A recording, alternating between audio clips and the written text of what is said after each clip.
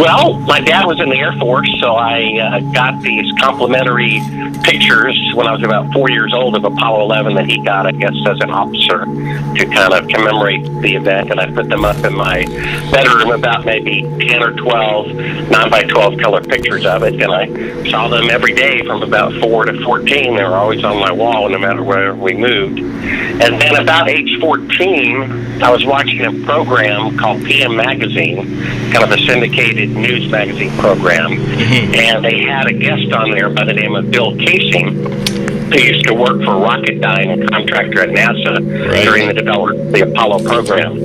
And he asserted that the moon missions were fraudulent, that they did not have the capability to go to the moon, and therefore they bluffed, like in a poker game, to pretend that we were more advanced than we really were. I was an open-minded 14-year-old, so I thought, I never thought about that. Let me go and take a look at these pictures again.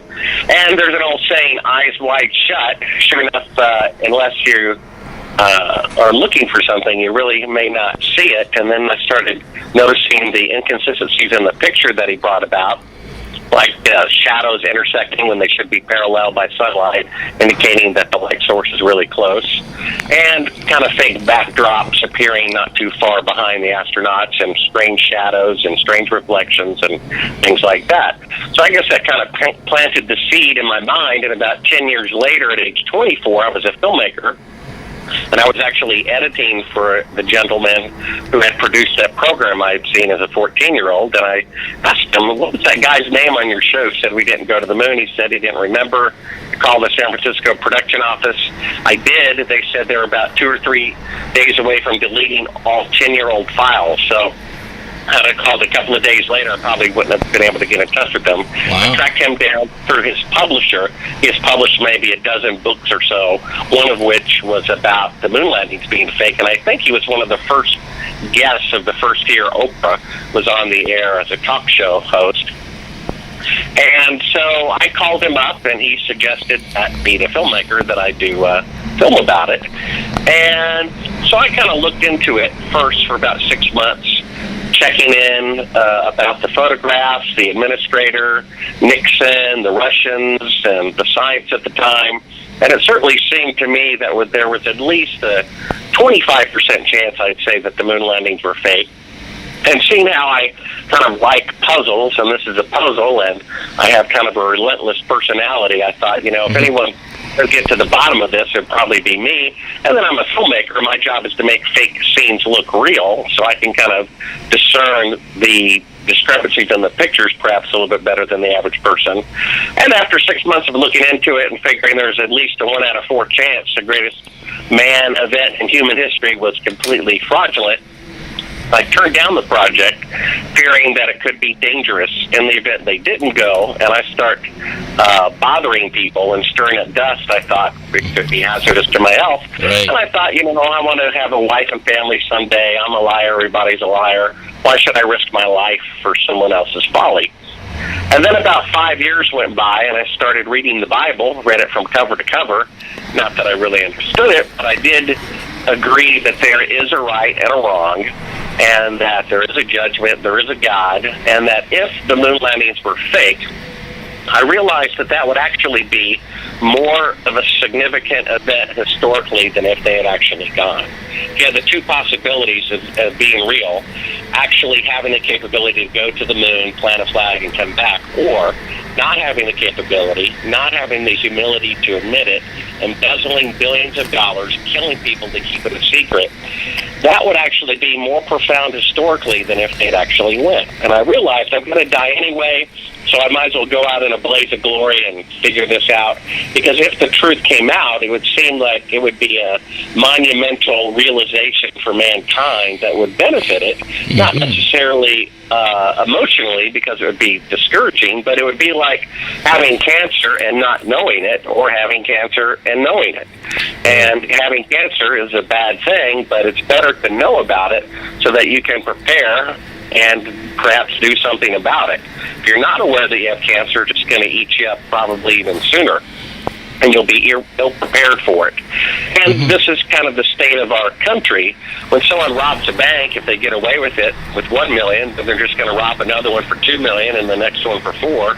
And if whoever the shadow government, whatever term you want to use, are killing presidents, taking moon landings, and doing other false flag events, it seems like until they're caught, they will be emboldened to keep doing more and more wicked things. So that exposing this, I would think, could bring about, some reform or something. We'll have to see.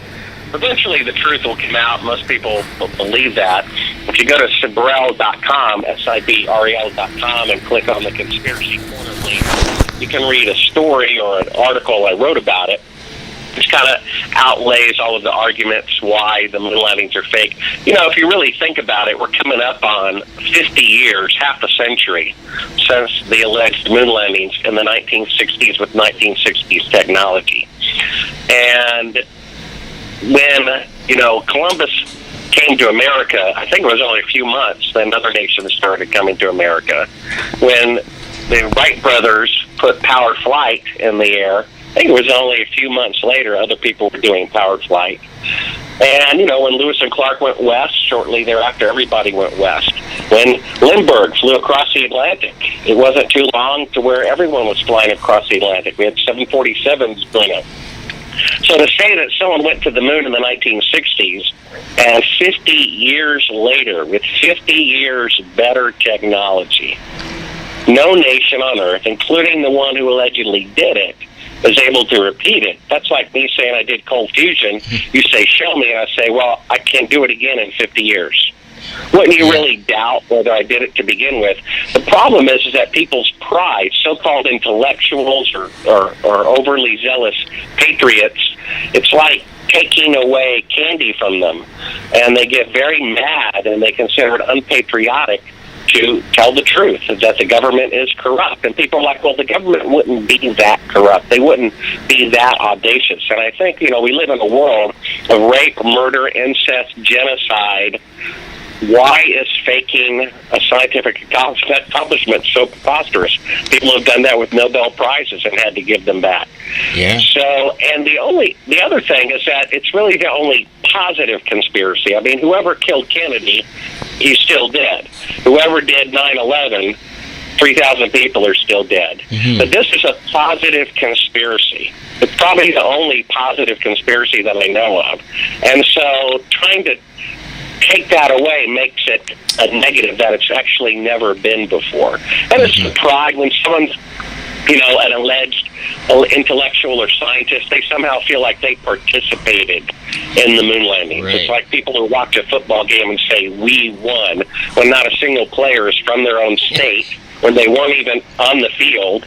So they weren't even in the stadium. So I'm going to say we won, but it's still we humanity, we America, we intellectuals, we scientists, we, whatever, went to the moon, and they kind of put themselves in there as a form of their own accomplishment.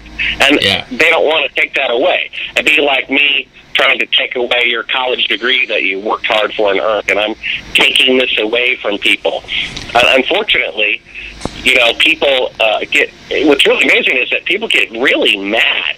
I mean, if you said Wendy's is better and I said McDonald's is better, and you were going to kill me or punch me because I said McDonald's was better, you would think that'd be a little weird, wouldn't you? Mm-hmm. All I'm saying is I have a different opinion than people. I think the moon landings are fake. They think they're real, and yet people foam at the mouth and threaten me with violence.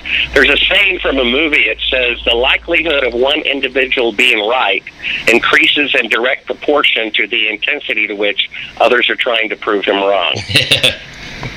Yeah, I think that's a great if I were an astronaut and some guy came up to me and I really walked on the moon and I said, swear on a Bible that you walked on the moon, I'd say, sure, I'll swear on a stack of Bibles. Do you want me to sign an affidavit? Are you okay? Why would it make me mad? I don't see why. It would make me laugh. It would be, why would throwing a feather at somebody make them angry? On the other hand, if I walked up to a man in front of his wife and I said, well, how's your girlfriend doing?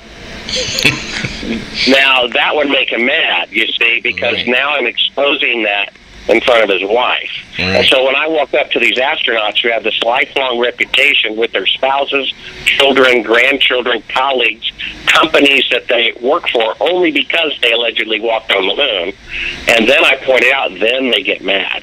It's because I'm speaking the truth that they get mad. If what I was saying was preposterous, why would they care? Yeah, for sure. I want to get back to the astronauts, and you kind of gotten into that area, but there are a couple things I want to ask you about the actual evidence and your footage that I don't want to run out of time with that. So I'm going to sort of I'm going to come back to the astronauts after, if that's okay. But I wanted just to, before getting into that evidence, I want to ask you the question of, do you think that as time goes on, just because of what you mentioned, that the fact that 50 years later we haven't gone again is so revealing, do you think that as time goes on it becomes even more obvious, and eventually, if we haven't gone in another 20 or 30 or 40 years, that it'll become common knowledge that we never went? Really, eventually. There was a poll done in 1969, and at that time, 10% of Americans doubted the authenticity of the moon landings. They just had an instinctual interpretation of it that it was false. It was even preached from some evangelical churches that this was a lie. 2 Thessalonians 2:9 says that in the last days there will be counterfeit miracles.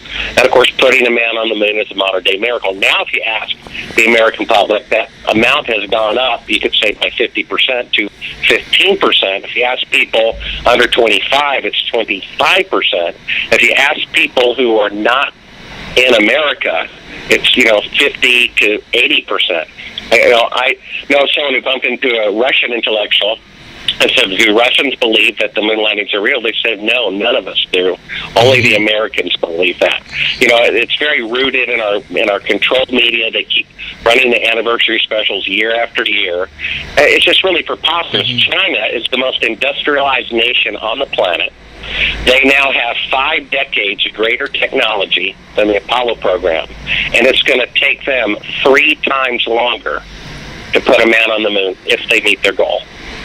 Their goal is 3 times longer. It's going to take them 25 years instead of 8 years to go to the moon with 5 decades more of technology.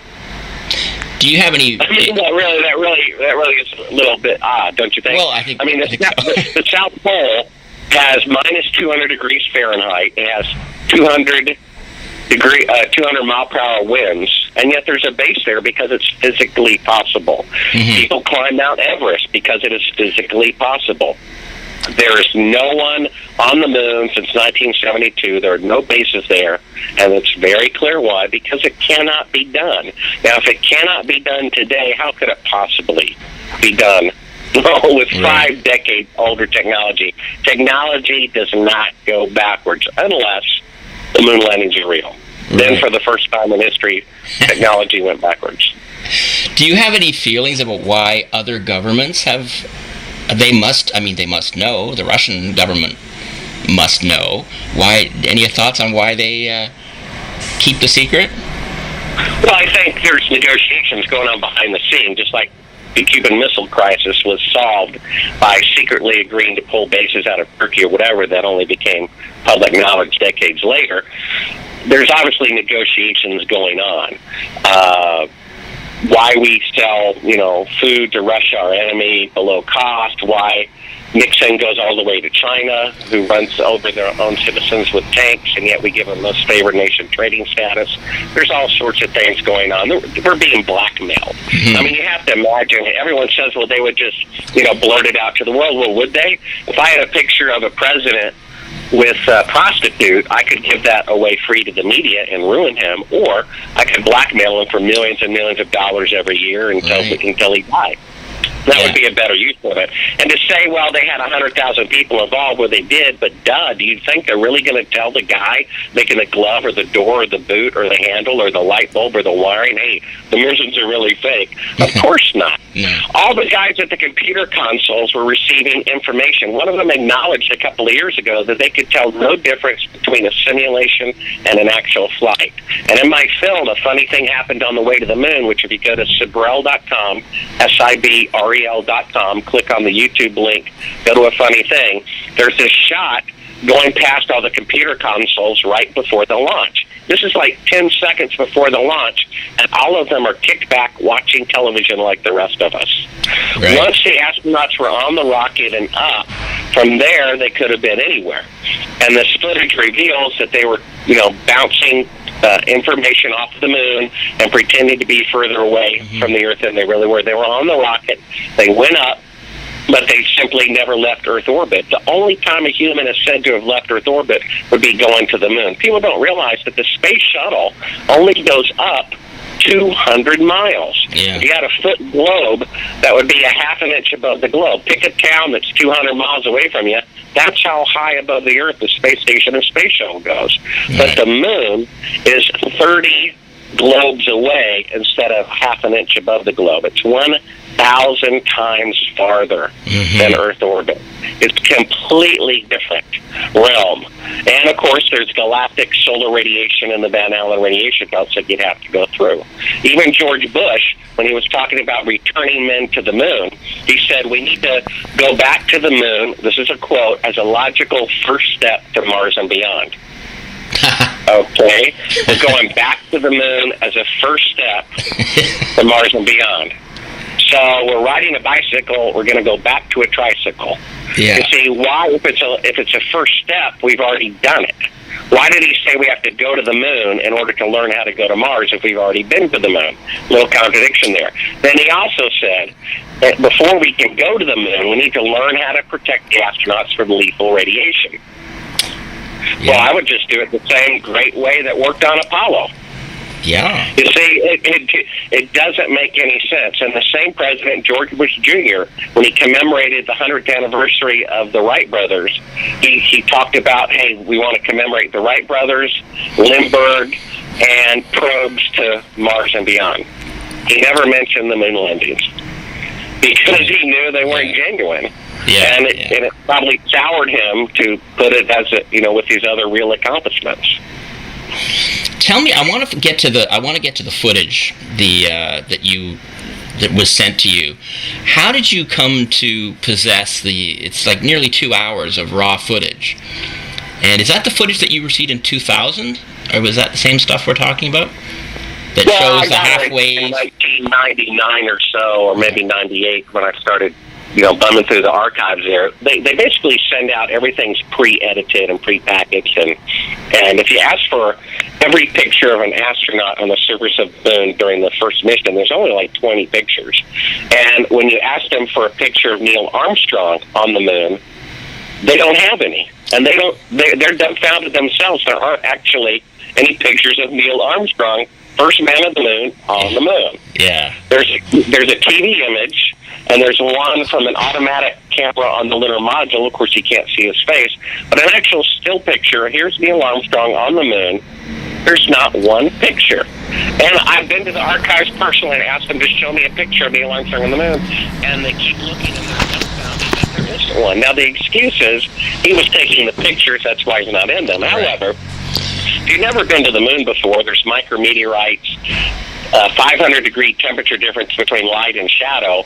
I think you might want to bring a backup camera in case you drop it or something, But he did not want his picture taken. That's why he rarely gives interviews. He didn't want to have anything to do with it. Same with Michael Collins. They've got Blabbermouth Buzz doing all the talking for him. Yeah. But he didn't want his picture taken. Now, I asked for unedited footage, but I never got any, except these mislabeled tapes that Bill thinks someone deliberately sent to me.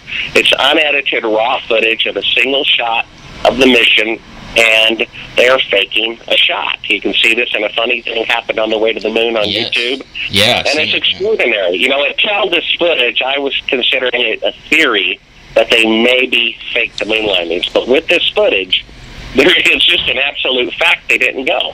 They're pretending to be halfway to the moon, creating a 1-foot model of the Earth from the spacecraft. It's the only fake shot the astronauts rigged themselves from Earth orbit, pretending to be halfway to the moon.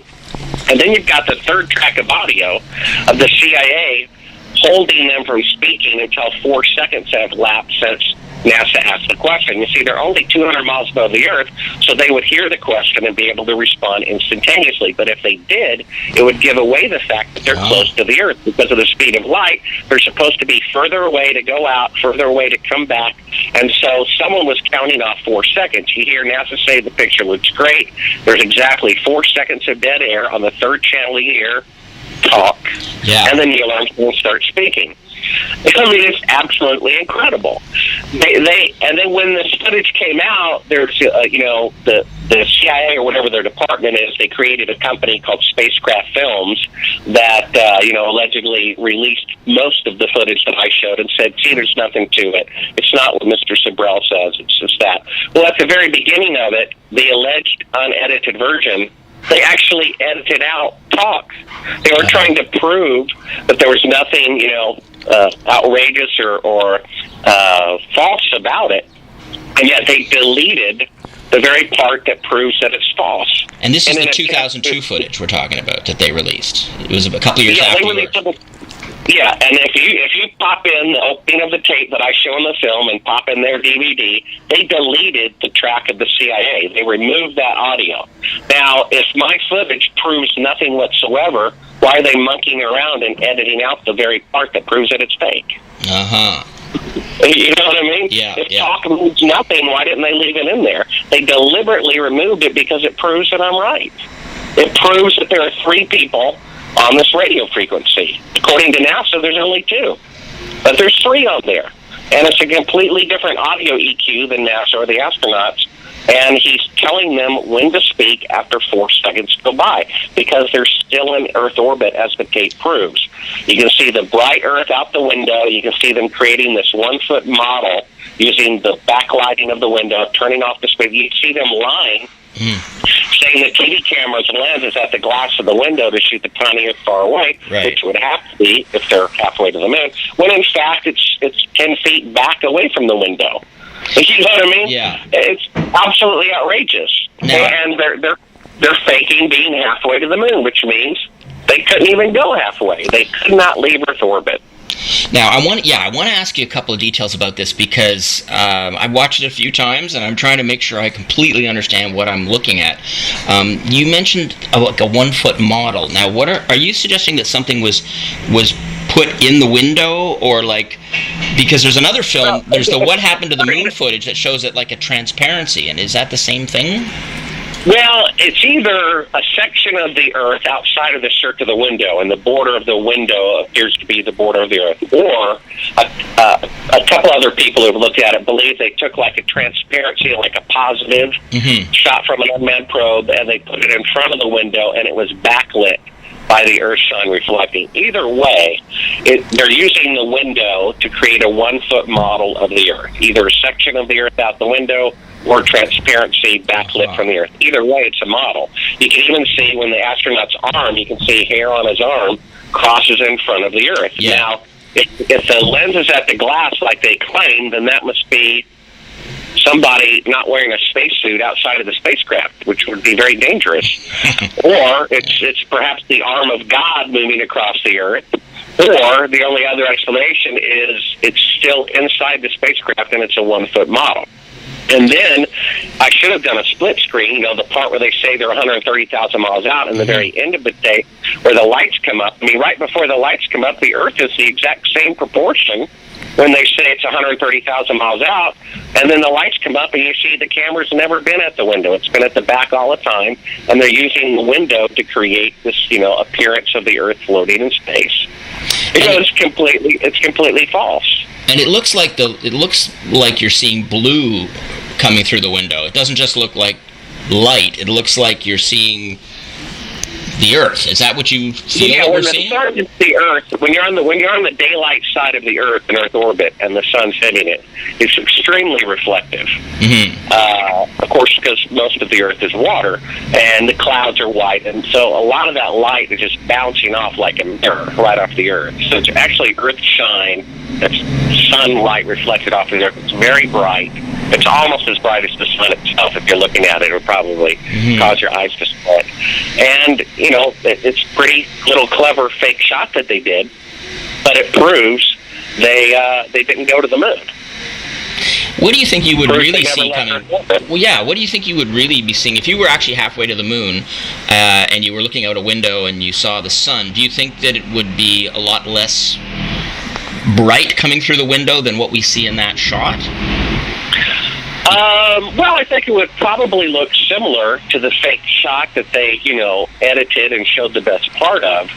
I think perhaps the proportion wouldn't be that small. They had a zoom lens, and they were kind of zooming in and out and making the Earth different sizes to say we're this far away and that far away and so forth. If you're standing on the moon and you're looking up at the Earth, you got to figure it's going to be 6 times bigger than the full moon is here on Earth.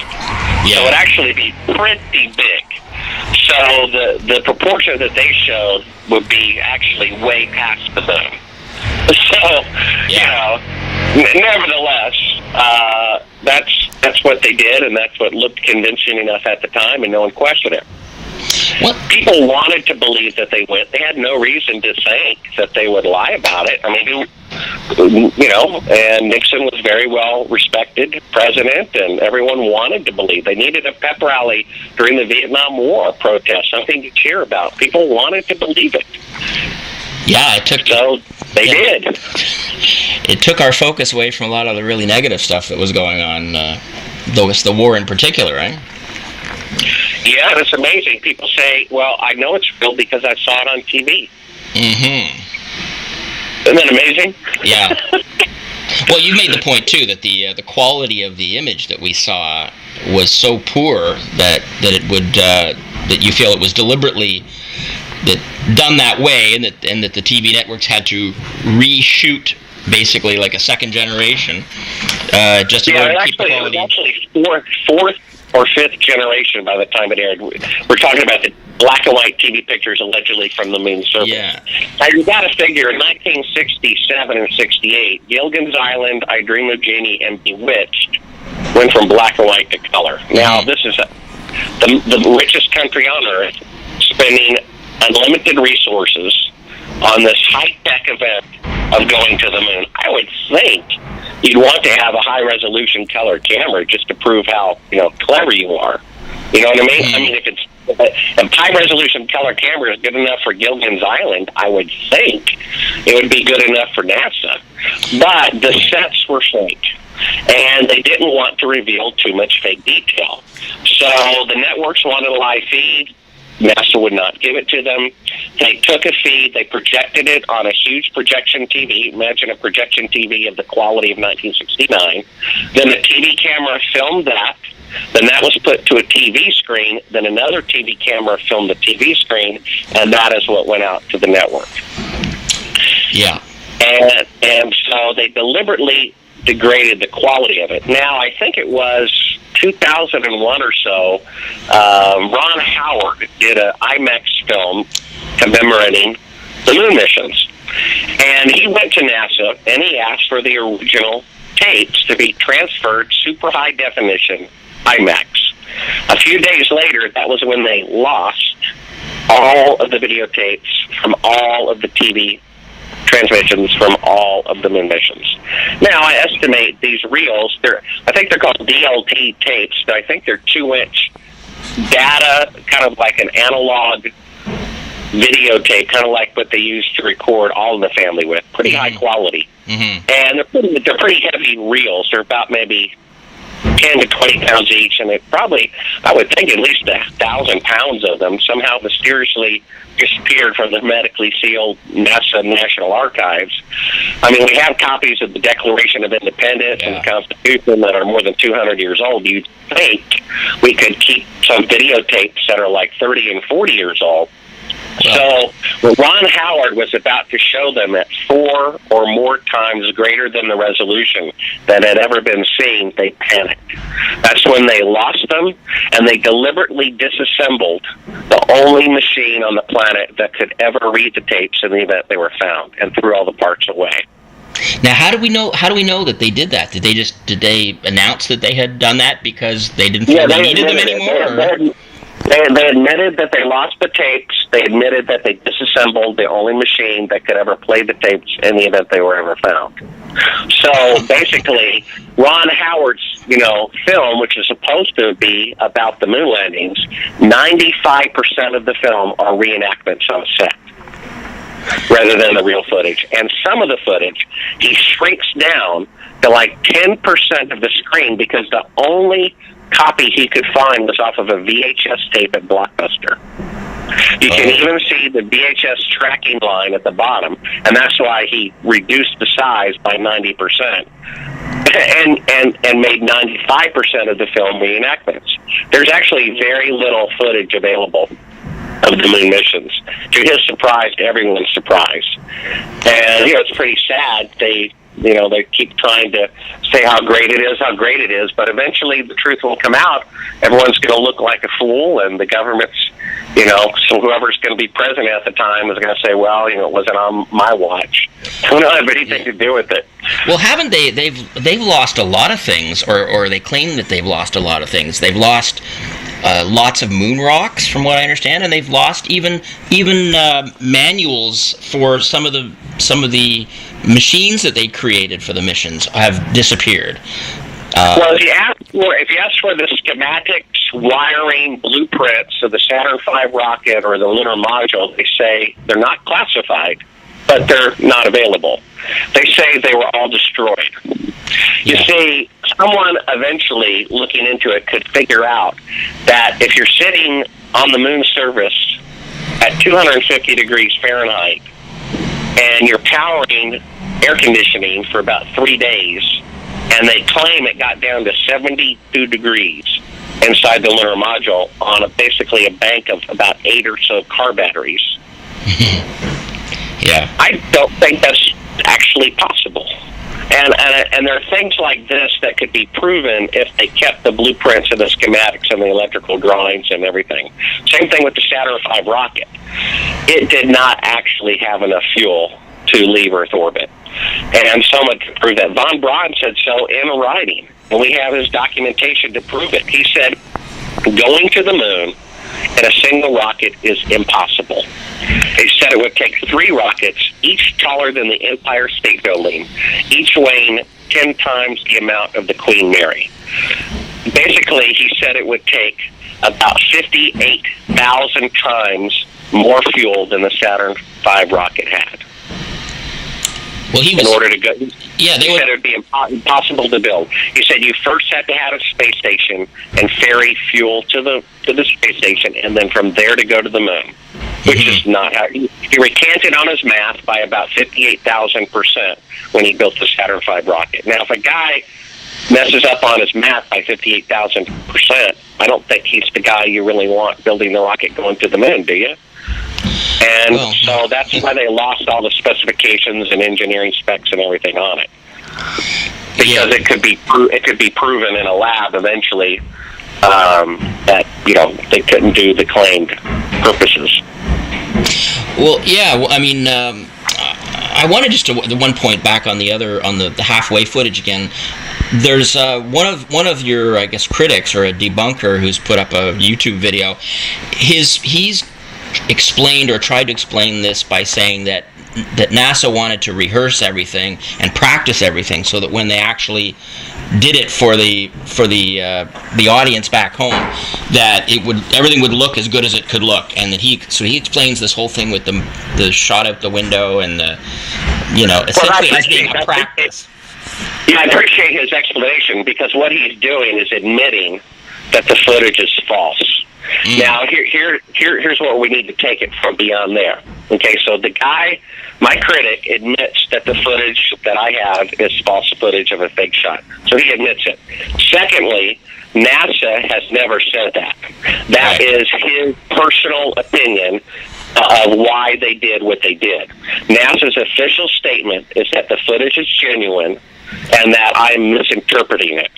So secondly, the mission cost about $1 million a minute.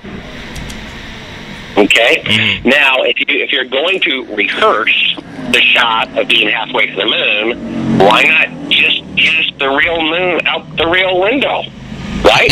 Why would you go to this elaborate hour or two to build a 1-foot model of the Earth and to rehearse by faking it? Why not just rehearse with the real moon right out the window? You see? Mm-hmm. It totally is illogical. Why would they spend more than an hour at $1 million? That means they would spend 2 hours on it. They would spend $120 million rehearsing something that was right outside the window with a fake Earth. Why would they do that? You say it makes no sense.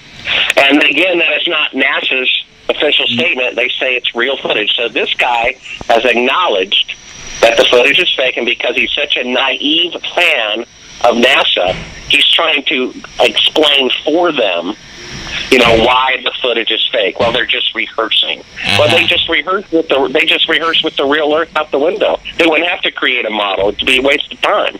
Well, yeah, right, and that actually brings me to the other footage that's part of this unedited footage that you've got that shows them orbiting the moon, but it says it's a test, and it says it was done on July 11th, and yet it shows, what appears to be either they're orbiting the moon or it's a fake shot of them orbiting the moon. But why would they do that? Why would they have a fake shot of the moon on July 11th? Yeah, that's a good point, and that wasn't in the documentary, but it's some supplemental footage. We have an unedited reel of alleged lunar orbit shot from the command module, allegedly. Mm-hmm. And I think NASA probably has clock technology and calendar technology. And, I'm in the film business, and when you put a date on the slate, it's not, yesterday's date, it's not tomorrow's date, it's today's date. Right. So this footage, now this original slate was always edited out for the few seconds that they liked of the fake shot, and so we have the unedited version with the original slate, and it shows that lunar orbit was shot, whatever the date is, 9 or 10 days or whatever it was before they even left for the moon. Somehow they're orbiting the moon before they left, which is a pretty good thing to do. Secondly, there's a part in the footage. Now, the command module is allegedly orbiting the moon at about 4,000 miles an hour. And there's one part in the footage where the orbit just stops.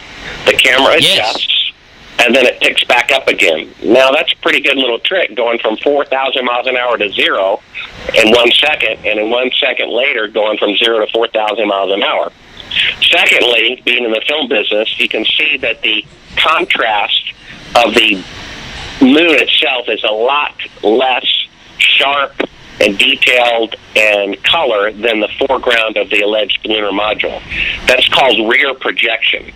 These composites of the moon were shot from an unmanned probe, so they would be geographically accurate. Then they created a model where they actually pasted all the pictures on a circular model of the moon. You can actually even see a picture of it in a book that they claim they only used for rehearsing the landing, but they actually did for this fake shot. And then you film that one time, then you project it on a screen, and then you put the little model in front of it. That's why the projection behind it is faded and not as sharp and not as bright in color, because it's a second generation being photographed of the first generation of the model. Thirdly, the slate also says on it, test. Well, that's a film term. What that means is special effect. When you're doing a special effect, they're called tests. And you keep doing another test and another test and another test, and you use the last test as the one that you use. And the special effects, or the director will say, no, make it bigger, make it smaller, make it faster, make it slower, make it brighter, make it dimmer.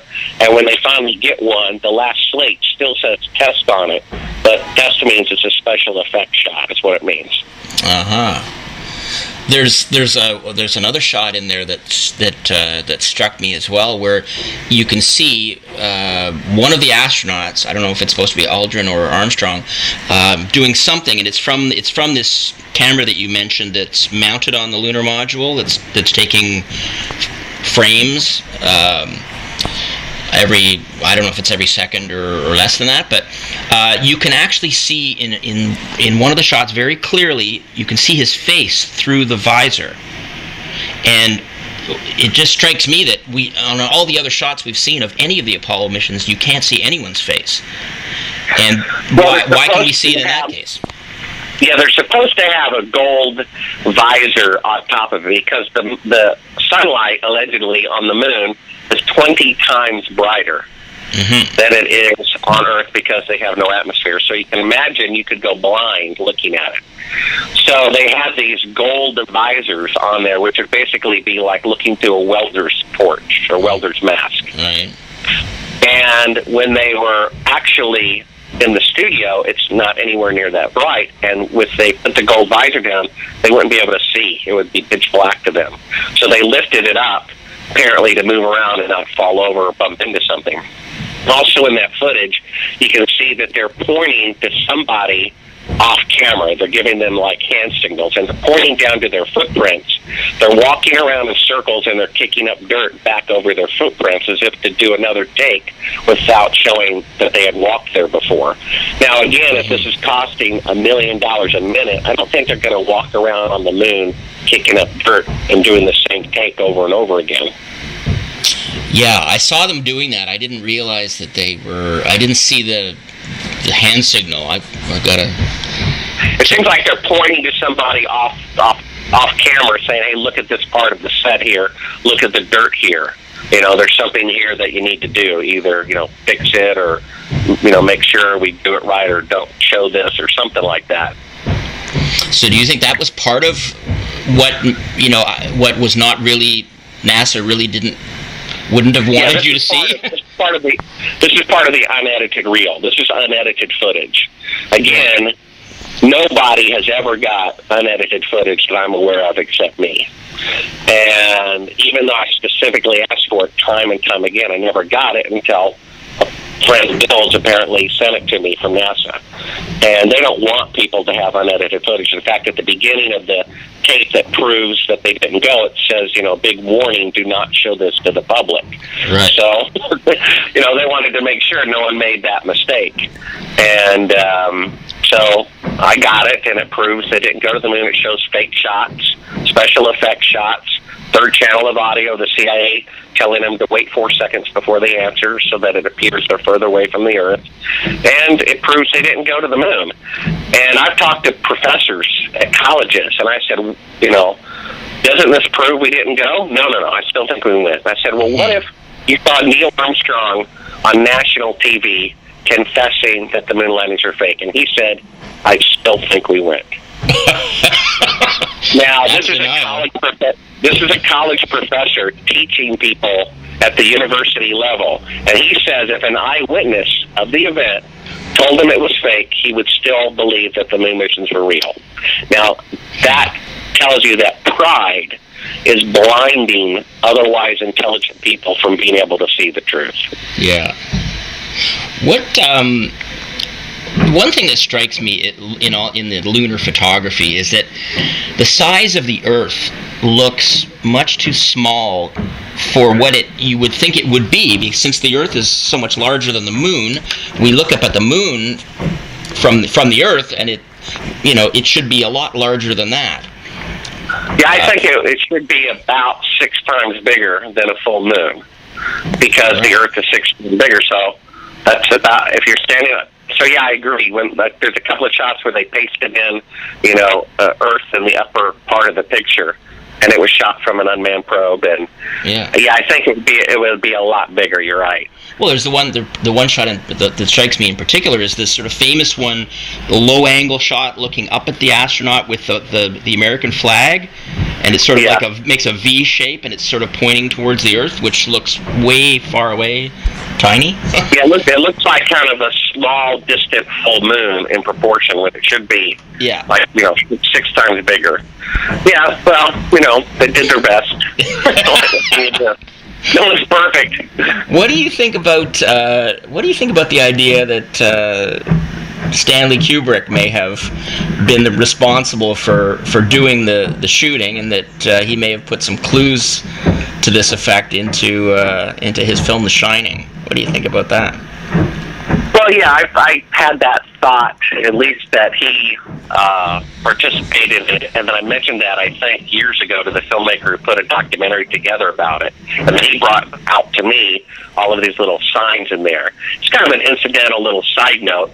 The fact is the moon missions were fake. The fact is they had to have convincing photography. So they had 2 choices. They could hire the general of the media department at the Pentagon and get great security and amateur results, or they could hire the best filmmaker on the planet, get great pictures in the short term, and worry about his security later, which had to be the choice that they had to have made. Unless you can convince people, all is lost.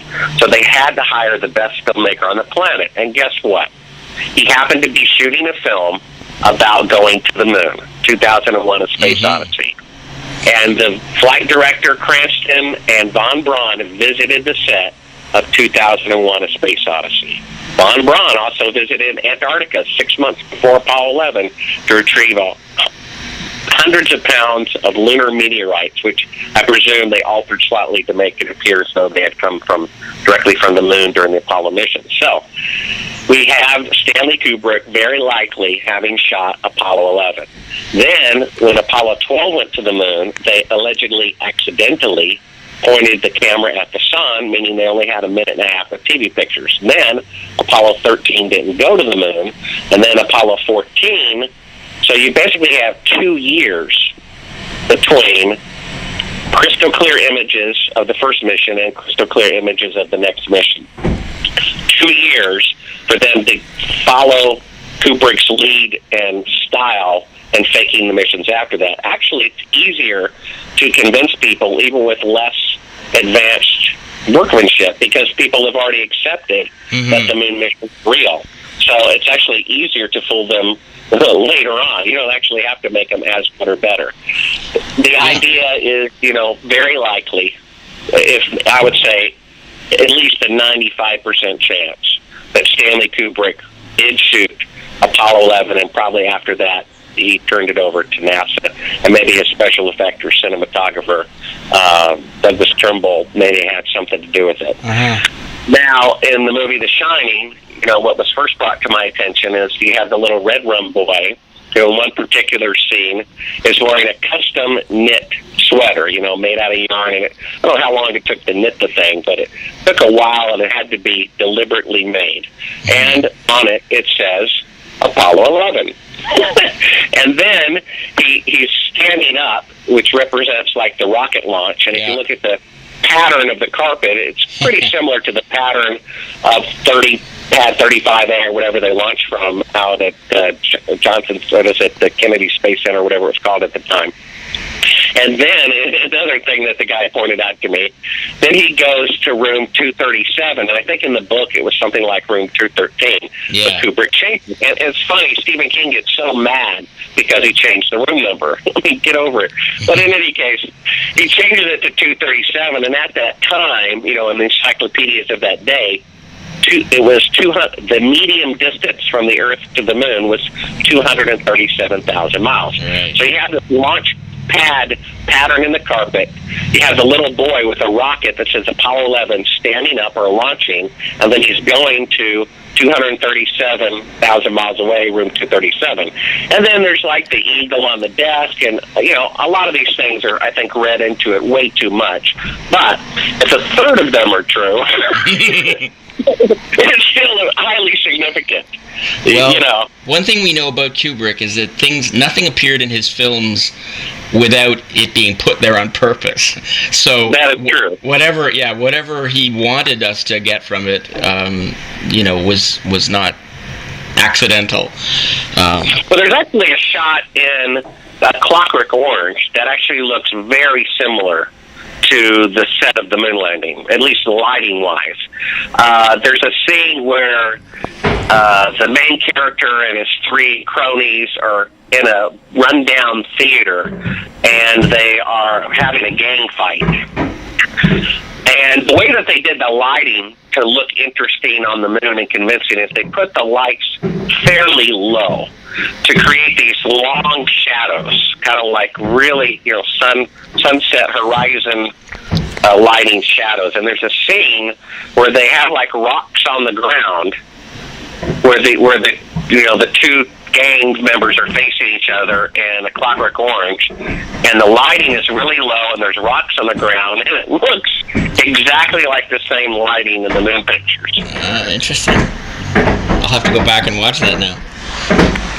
And when they're beating up the old guy, he either says men orbiting the Earth. I don't think he says men on the moon, which is kind of interesting, because in 72, I might be mistaken about this, but in 72, men were already allegedly on the moon, and the guy they're beating up says men orbiting the Earth, but I don't think he actually says on the moon. Maybe he does, but I thought he didn't say it, which was kind of interesting. He only said orbiting the Earth. He didn't actually say on the moon, and if they were on the moon at that time, he would have mentioned it. Yeah. I don't know if there's a clue in there or not.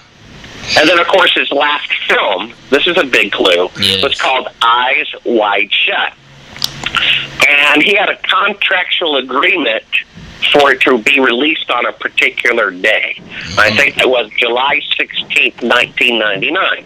And the studio didn't really know why he insisted that it open on that day, but he wouldn't sign the contract unless they agreed to it. And get this, he died before the release of the film, so it posthumously still was released on the day that he wanted.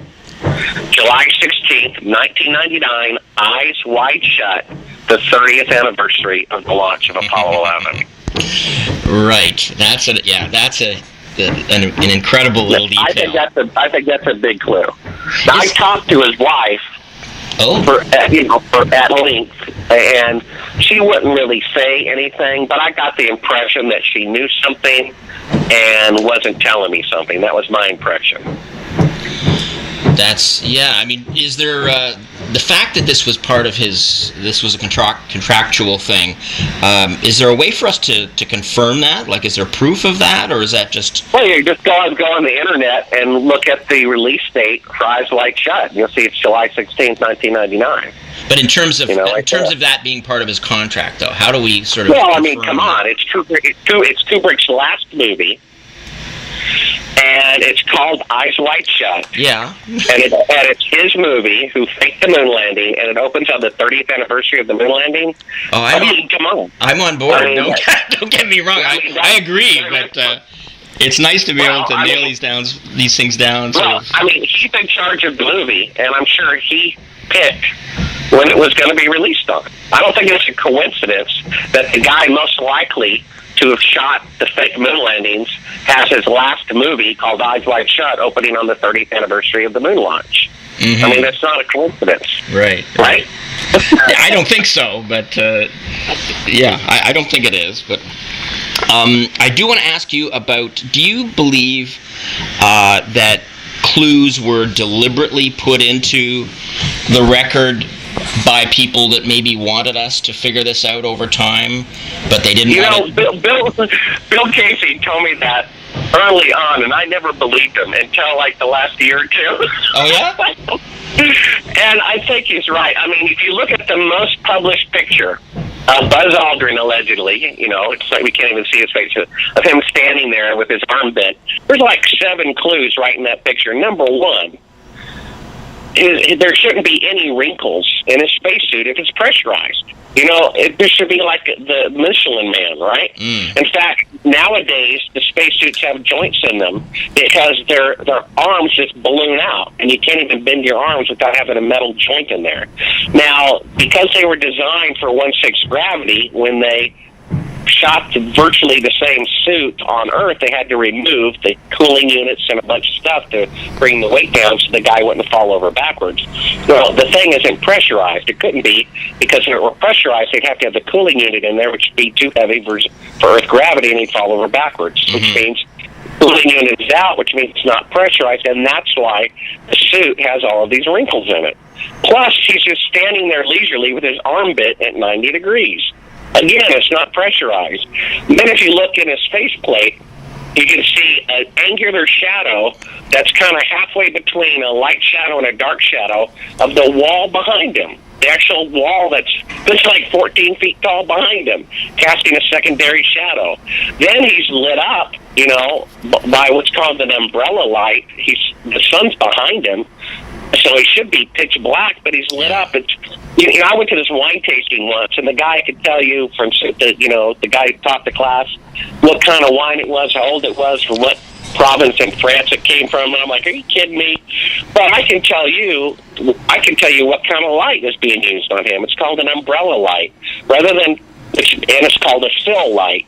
Rather than putting a light directly on him, they shoot it the other direction into a reflective umbrella, which then bounces back onto him, and that's what's causing the detail in the front of the suit. They wanted a nice-looking picture. So with the sunlight behind him, you couldn't see any detail on the picture, which is what would have made it look realistic. But they were so greedy to show off, his suit or whatever, they actually put a supplemental light on it. According to NASA, because it's 20 times brighter on the moon than the Earth, its own atmosphere, they took no lighting equipment, no flashes. Yeah. But in some of the pictures, they have a huge boulder, and the shadow is just like dark, deep, coal black. Yeah. And yet, in this picture, his shadow is not black at all. It's even a shot, the door of the lunar module in Apollo 11 was on the shadow side. Yeah. And it's so bright, and it's even recessed. It's like in a crevice. Yeah. You know what I'm talking about? I do. I know the shot you mean, yeah. Inside, and it's bright enough to where you have to squint your eyes. How did you get a bright light in this dark cavity of the door well on the shadow side of the lunar module? Yeah. It's not possible. Unless, of course, you're using electrical lighting. Then it would be possible. Then you have shadows intersecting at 90 degrees in some of the pictures. Mm-hmm. I mean, give me a break. Yeah. I mean, the sun is 92 million miles away. It's 1,000 times greater in diameter than the Earth. My shadow and your shadow, they're always going to be parallel with one another. My shadow and the lunar module shadow, they'll always be parallel with one another. They're at 40 degrees, 50 degrees, and some at 90 degrees difference. It's ridiculous. And you see the hot spots, too, on the ground that don't look... Yeah, that's a little unnatural, too. Yeah. I'm not sure what causes that. Well, you don't see that on the Earth, do you? You don't ridiculous. see hot spots on a sunny day. On one person's lawn is more brightly lit than somebody else's lawn, unless there's clouds. So it looks pretty unnatural for sure. There's a couple of things in the later. You mentioned the later missions. Maybe they didn't have to be as careful, and it made me think of two things. One being that amazing shot where the astronaut appears to be lifted up by a wire. He's like leaning forward, and he just sort of pops up without appearing to put any pressure on his legs to push himself up. Yeah, here's what they did. That even with the cooling units out, they were falling over. And another clue in that famous picture. Look at the picture of Buzz Aldrin. Okay. Yeah. Look at his backpack in the top right-hand corner. Where's the antenna? I mean, after all, he's transmitting 250,000 miles away. And in all the other pictures, he has an antenna sticking out of it. You can see the antenna just starting, and then it's cut off. I had a book of that picture was on the cover of it, and if you took a horizontal line that went straight across the top of the backpack, from that line up, it was a very dark black, and the black to the left and the right below that, to the left and right of the backpack, was a different shade of black. On this particular picture on the cover of this book, they had pasted a little black masking tape or something and rephotographed the picture because the cables holding them up were showing, and they just pasted right on top of the antenna because they were in a hurry, apparently. Wow. Well. Yeah, where's his antenna, right? Well, I hadn't thought of that one. I hadn't thought of that and you one. can see it just starting and it's cut off. because they pasted black on top of it because he was being held up by cables. And that's why I saw that video footage. It's pretty clever. The guy's, almost over at about 100 and 160 degrees or something. And he just, snaps right back up. It's pretty good. Well, it's it's a talent that I've never seen anybody show on Earth, that's for sure. Well, and, in my film, you can see when this kind of floaty, bouncy kind of feel to the picture, it looks very convincing. But when you double the speed, they're just getting off the ground like an inch. They should be able to leap at least 6 times taller and probably more like 10 or 12 times taller. They originally estimated the amount of gravity based on the diameter of the moon, but it's actually based on the density of the moon. Mm-hmm. The Earth has an iron core, the moon does not. Therefore, it's less dense, and gravity is actually caused by the density, not the overall circumference. So he actually would have been able to leap probably 12 times higher than on Earth. And in the pictures, he didn't do that. Certainly in Apollo 11, maybe they figured out with the bungee cords, they were able to do it a little bit higher. But they should be able to go extraordinarily high up. And of course, they didn't do that. Even if they went 3 or 4 feet, it would have looked more realistic. There was a National Geographic special that tried to refute all my accusations, and they showed the speed double, but they deliberately zoomed in on it so you couldn't see their feet and how high they were getting off the ground. It was like, and they were trying to prove me wrong, but they couldn't. If they showed the footage like I showed it, the same shot with the speed doubled, because people would see that they weren't getting off the ground. So when they doubled the speed to prove it didn't prove anything, they actually zoomed in beyond the feet so you never saw the feet and how high they were above the ground. Additionally, they went out to a desert at night and put a spotlight and said, we're going to recreate, how it looks on the moon and see the shadows intersect, so I'm wrong. They were actually proving me right. They proved that it was shot by an electrical light. Why didn't they just go out to the desert during the day and light it by sunlight? Do you see this? Yes. They actually proved me right while they were telling people that they were proving me wrong. Can you see the psychological tactic in that? They went out to a desert at night. They had people dress up in spacesuits. They put a spotlight on it and said, see, the shadows intersect, so I'm wrong. Yeah, that's the opposite. They were proving that the shadows intersect because it's an electrical light. If they wanted to see what it looked like, why didn't they just wait 12 hours? Sunlight, yeah. Photograph it with the sunlight. The same thing on that show Mythbusters. They made a little shot. They made a little moon set with models, and they lit it with a spotlight and said, look, the shadows intersect, so I'm wrong. Well, they're actually proving me right. Well, it was the fact that it's lit by an electrical light source that is close. Yeah. It's the proximity of the light that makes not necessarily 2 light sources. It's the proximity of it. Right. I mean, if there's a spotlight and you're to the left of the spotlight and I'm to the right of the spotlight, even though we're both 10 feet in front of it, the shadows are going to go in different directions. Right. That's why they intersect, because the light source is extremely close. If the sun is 92 million miles away and 1,000 miles wider than the Earth, the shadows are always going to run parallel. It's amazing. Yeah. These people use electrical lighting to reenact the moon landings and say, see, the shadows intersect when they're lit the way they're supposed to be, which proves that they were lit by electrical lighting. I don't know why they just didn't take their little models and set them out in the parking lot in sunlight. Yeah. It's absurd. All the while they're lying to people, they're actually proving that the missions are fake and telling them no, it actually proves that they're real.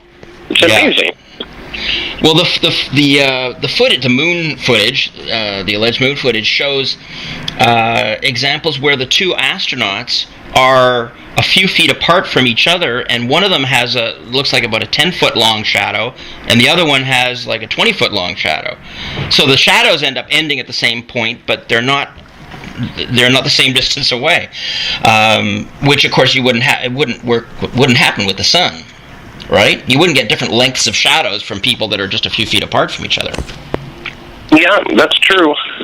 So maybe Kubrick left a little of these clues deliberately. Who knows? Hard to say. Well, let me. I don't want to. I don't want to keep you too long here, and I want to finish off. I said I was going to come back to the thing about the astronauts, and I'd like to kind of finish off on that if I can. First of all, I mean, the thing that you've noted this, and it really struck me when I first saw it, which was the press conference, the Apollo 11 press conference, where the three astronauts look so incredibly depressed. And it just seems to me, I can't interpret that any other way than they just feel horribly miserable and guilty that they're being asked to lie to people. Is that how you see it? Well, definitely. I only show about 20 seconds of this, and a funny thing happened on the way to the moon. Mm-hmm. And I asked people, what was the most convincing thing in the film? About 4 out of 5 people say the window shot, but about 1 out of 5 say their expressions at their press conference. I mean, imagine the faces of someone in the locker room after they win the Super Bowl. Mm-hmm. And yet, you see their expressions looking down, fidgeting, and looking like their parents just died. Yeah.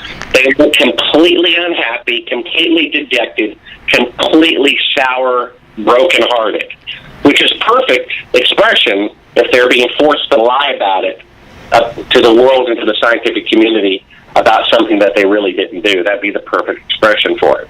Yeah. So, what made you just choose to confront the astronauts with this and to prompt the reaction that you got? What made you decide that was an approach you wanted to take? Well, I had heard the expression in court, swear in the Bible, and I thought, why don't I just go around and see if I can track these guys down and see if they're swearing the Bible that they walked on the moon or not, and see if I can schedule interviews with them. And I tell them I want to do an interview about the moon landings, which is true. They just assumed it was that I was a believer. It is about the moon landings, the interviews are. Right. And, of course, very few of them will swear in the Bible. The one guy who did, when I pointed out to him that he did and that he was the first person to do it, he kind of freaked out. They became very violent. They start cursing. One punched me, one kicked me, one threatened to kill me. An astronaut threatened to kill me. Can you tell us which one that was? Well, that was Ed Mitchell. He threatened to shoot me, and his son threatened to call the CIA and have me assassinated. Yeah, I remember that footage, All of which we have on camera. Yeah. Now, why would they want to kill me if they really went to the moon and I'm just some nut who thinks it was fake? Why would they care? Mm-hmm. If they really didn't go to the moon, and I was really a thorn in their side, then I can understand why they might want to kill me or be violent against me. Yeah. So they're just not. They're not dealing well with being accused, I guess, because they feel there's very little they can say other than maintaining that they went.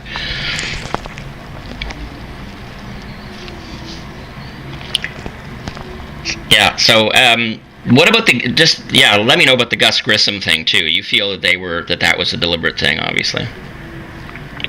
Well, I've talked to Betty Grissom. I think she's deceased now, for hours. Mm-hmm. And I talked to Scott Grissom, who's his son, and he's a 747 pilot for Federal Express. So, he knows a little bit about aeronautics. Mm-hmm. And they both are absolutely, totally convinced that their father and husband, Gus Grissom, was murdered deliberately by the United States government. Right. Now, they don't know why, but they believe he was murdered. With that is the Apollo 1 fire. I think that was January 27th, 1961. No, was it? No, I'm sorry, 1967. Right. Where this was the crew that would have been the first crew to walk on the moon.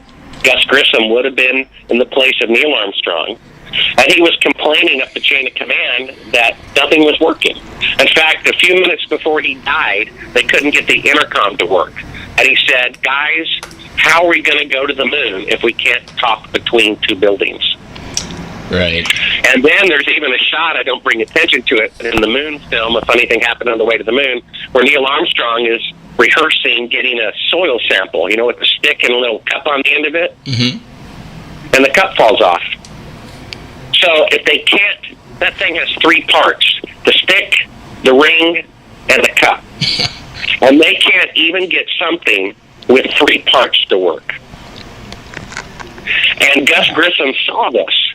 And he complained at the chain of command that this needs to be fixed and no one would fix anything because they knew they were only going to go to Earth orbit, which they had already done. And at this point, they had not totally committed to faking the moon landing, so they had not told the astronauts at that point. That's why he was getting so frustrated. So a few days before he burned alive, he took a lemon off of his tree in the backyard. It was the size of a grapefruit, and hung it on the top of the command module, calling it a lemon, having an impromptu press conference.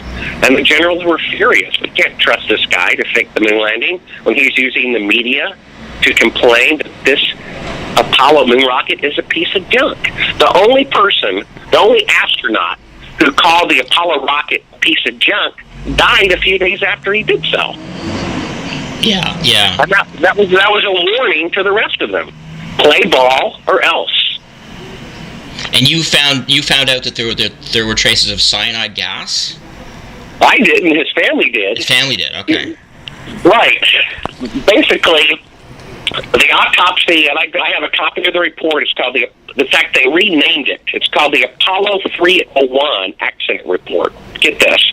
Why did they call it? I think it's 301. It could be 201. I think it's 301. Apollo 301 accident report. You know why they did that? Because the report is supposed to be public information. And so when someone goes to the archives and looks for the Apollo 1 fire, they can't find it. Oh. I used to have a non-published number, which would cost, like, I don't forget what it is, $5 a month, $30 a month, whatever it was. So I just decided to list it as Rod Serling from the Twilight Zone. So everyone wanted to look up Bart Sibrel. They couldn't find me. I was listed as Rod Serling. And so when people looked up the Apollo 1 accident report, they couldn't find it because it was listed as Apollo 301.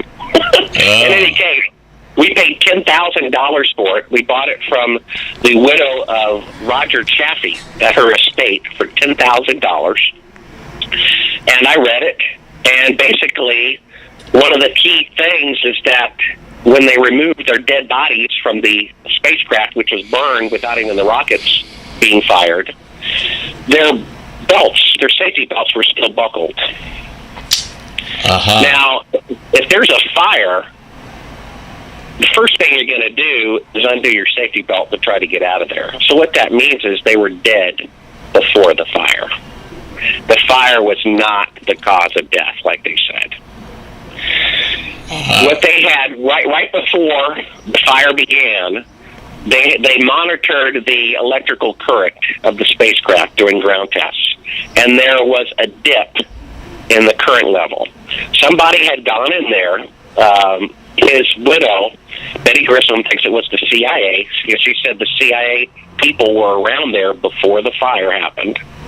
They had alligator clamps, some sort of device with a cyanide, gas chamber type of setup. And when they activated it by remote control, it sucked a little bit of the electrical current, and that's why it dipped down right before the fire. Then they died because of the gas, and then they had a second charge to start the fire to get rid of the forensic evidence of the cyanide. They did this to make sure they would be dead, that they couldn't get out in time in the event the fire did not spread too quickly. They definitely wanted these guys dead. They wanted Gus dead. They weren't about to ask him to fake the moon landing. He would immediately go to the media and tell them. Right. And they killed two other guys along with it. It's just a warning, and also to make it look like they weren't singling him out. Yeah. Well, that would explain why the astronauts would go along with it. They would have to be threatened with something, wouldn't they?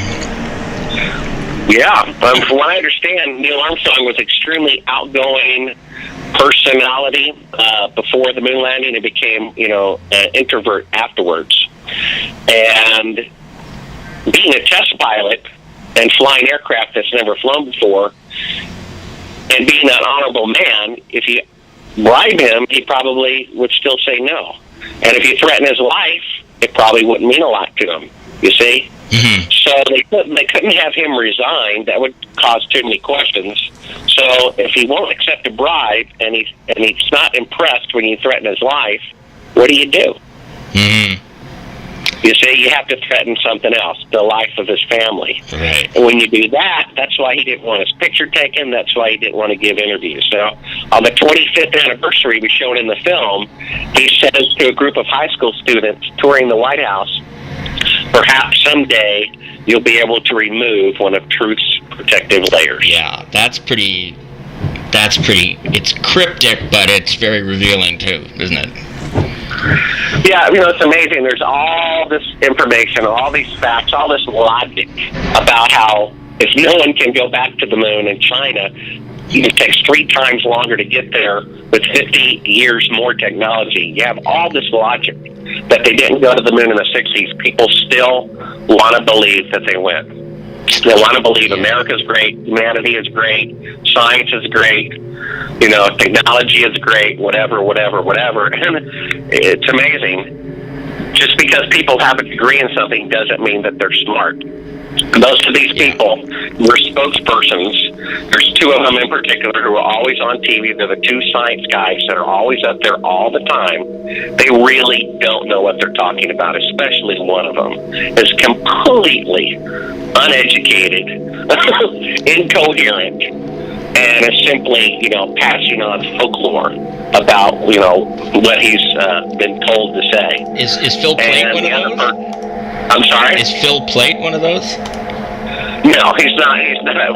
Phil Plait, acknowledged he's actually receiving money from NASA.